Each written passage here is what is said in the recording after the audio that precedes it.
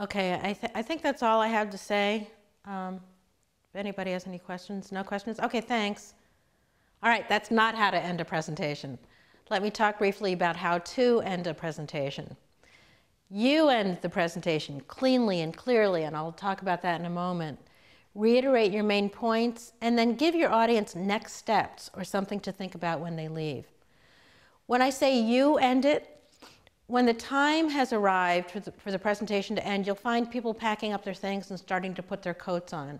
At that point, a lot of presenters will go, well, I guess that's about it, and they'll start to put their things together and put their coat on and leave. That does not create an impression that you're in control, and it doesn't give a last moment that the audience can take with them. So what to do instead?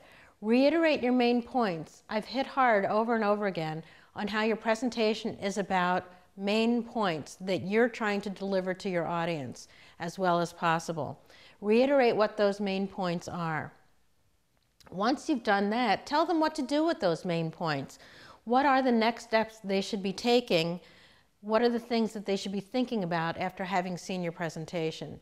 At this point, you might also want to be taking questions and answers if you haven't been taking them throughout. And I do have a section on questions and answers.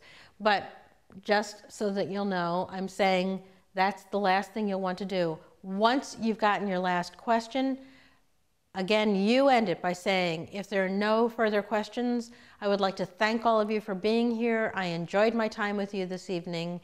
Good luck using the whatever it is I've told you to use. Thanks again, good night. End the presentation as if you mean it. To end my presentation exactly the way that I told you to, I've been talking to you about making outstandingly good presentations by physically being where you need to be and what you need to be so the audience can get your message.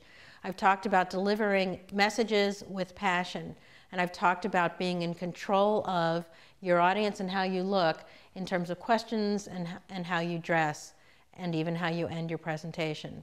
The next steps that I want to give you are the 7 series coming up after this one on how to make outstandingly good presentations. The next series coming up is on how to interact with your audience during outstandingly good presentations. I hope you watch it. Thank you.